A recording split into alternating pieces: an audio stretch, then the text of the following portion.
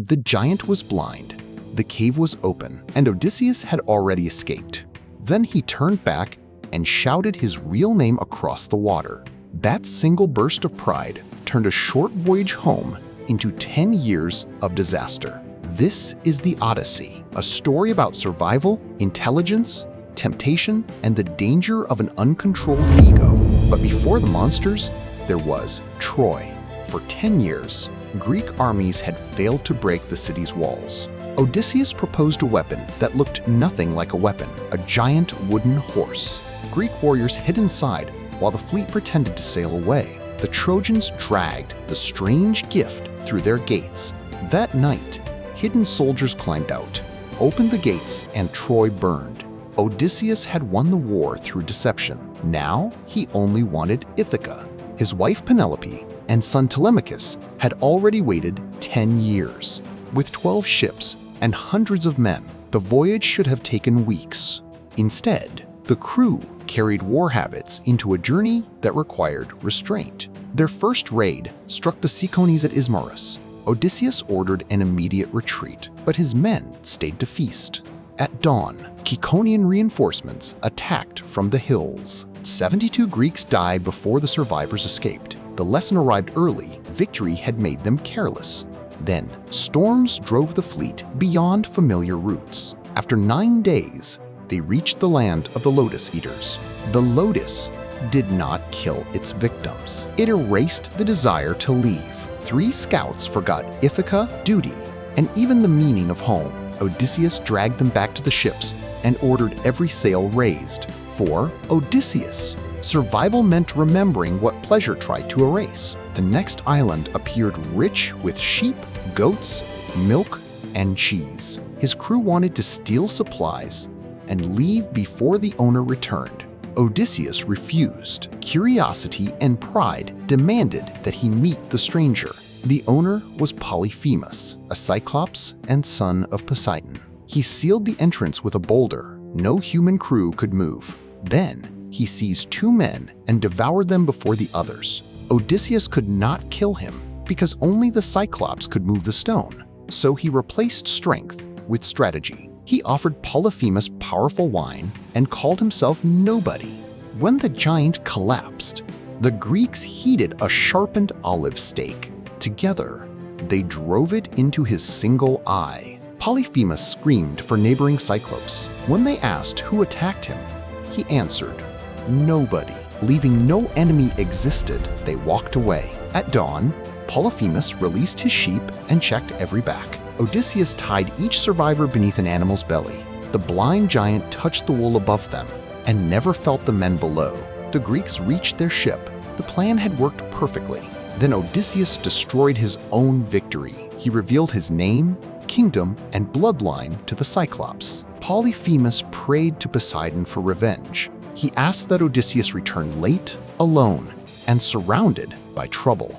Poseidon heard him, and the sea became an enemy. On Aeolus's island, the Keeper of Winds offered unexpected help. He trapped every dangerous wind inside a leather bag. Only a gentle west wind remained to carry the fleet home. For 9 days, Ithaca drew closer. When home finally appeared, exhaustion forced him to sleep. His crew mistook the windbag for hidden treasure. They opened it. Within sight of home, every storm burst free at once. The fleet was blown back across the sea. Aeolus refused a second rescue, believing the gods had condemned them.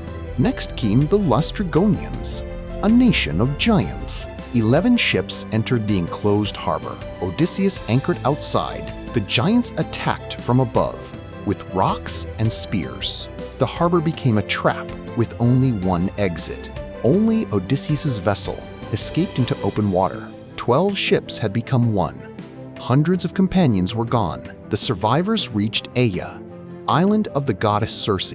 Circe welcomed a scouting party with food and wine.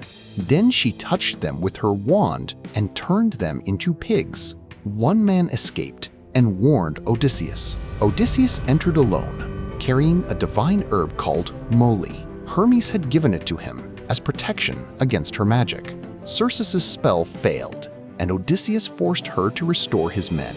The danger ended but comfort became another trap. They remained on Aeaea for an entire year.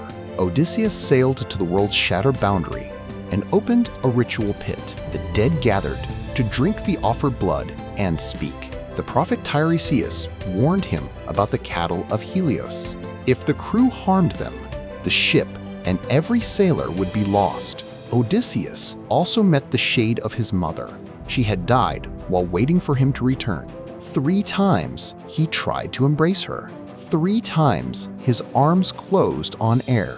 The cost of his delay was no longer abstract. The next passage led toward the Sirens. Their song promised knowledge while guiding sailors onto hidden rocks. Day! Odysseus sealed his crew's ears with beeswax. He ordered them to bind him upright so he could hear safely. When the song reached him, he begged to be released.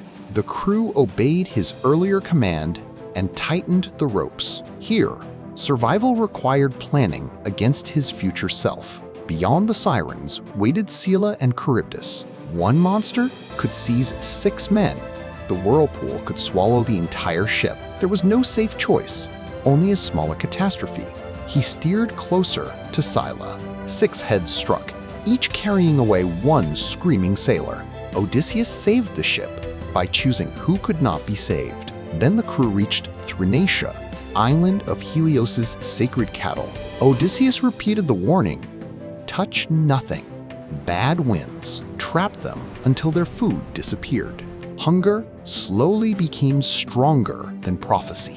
While Odysseus slept, the crew slaughtered the animals. When he smelled roasting meat, he knew the voyage was doomed. After they sailed, Zeus struck the ship with lightning. The vessel shattered, and every remaining companion drowned. Odysseus survived alone by clinging to wreckage.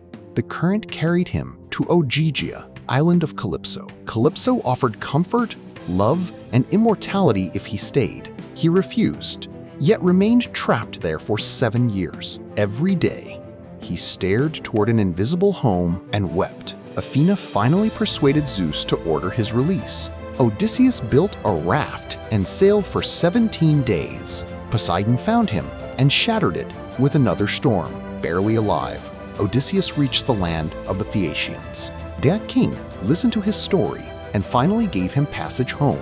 Odysseus awoke on Ithaca 20 years after leaving it, but home had become another battlefield. More than 100 suitors consumed his wealth and pressured Penelope to remarry. Penelope resisted them through patience and deception. She promised to choose after finishing a funeral shroud. Each night, she secretly unraveled the work. Athena disguised Odysseus as an old beggar. He entered his own home unrecognized and began counting enemies. Only Argos, his ancient hunting dog, recognized him immediately. Argos wagged his tail once, then died after waiting 20 years. Inside, the suitors mocked the beggar and threw objects at him. He accepted every insult because revenge required timing. Penelope announced a contest using Odysseus's great bow. Whoever strung it and shot through 12 axe heads would marry her. One suitor after another failed even to bend the weapon. The old beggar requested a turn. He strung it effortlessly and sent 1 arrow through every axe. Ganymede turned toward the men who had occupied his house. With Telemachus and loyal servants, he sealed the doors. The poem describes a brutal reckoning in the great hall. When it ended, Penelope still refused to trust appearances. 20 years of uncertainty demanded one final test. She ordered servants to move their marriage bed. Odysseus protested because the bed could never be moved. He had built it around a living olive tree rooted beneath the palace. Only the true Odysseus could know that secret. At last, husband and wife recognized each other again. The Odyssey is not a travel diary, but an epic shaped by centuries of oral tradition. Its geography mixes real Mediterranean landscapes with mythic spaces no map can prove. Yet its human dangers remain recognizable: pride, hunger, grief, temptation, and the need to belong. Odysseus survives because he plans, adapts, persuades, lies, endures, and sometimes accepts terrible losses. But intelligence alone never saves him from the consequences of ego. He defeats the Cyclops with the name Nobody, then curses himself by demanding recognition. He reaches Ithaca only after losing ships, friends, years, and the certainty of being welcomed. The final victory is not defeating a monster. It is being known by Penelope. After gods, storms, and monsters, the smallest private detail proves who he is. That is why the Odyssey still survives. Its strangest journey leads back to a deeply human question. How much can a person lose and still return as themselves?